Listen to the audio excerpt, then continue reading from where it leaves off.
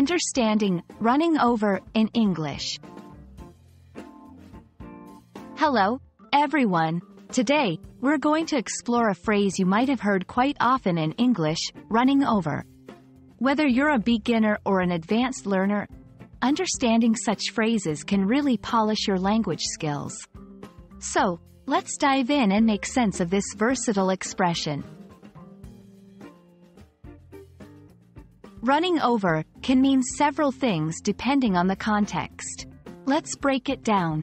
Physically overflowing. When a liquid flows over the edge of a container. For example, the milk is running over the edge of the glass. Revisiting material. When you're going through material again, like a rehearsal. For instance, let's run over these notes before the meeting. Accidentally striking with a vehicle. It can be used in a more serious context, such as when a vehicle hits a person or an object. The car ran over a nail on the road. Now that we know what it can mean, let's put running over into action. For overflow, be careful. The sink is running over with water.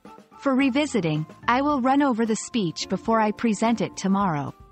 For accidental striking, sadly, the cat was run over by a car. Understanding the nuances of running over can help in grasping the emotional and situational context. Overflow might indicate carelessness or an accident. Revisiting suggests preparation or review. Accidental striking implies an unfortunate event or caution. And there you have it.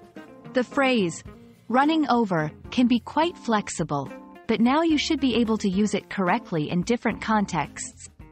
Remember, practice makes perfect. Keep running over your English, and you'll be fluent in no time. Thanks for watching, and I hope this video helps you on your language learning journey.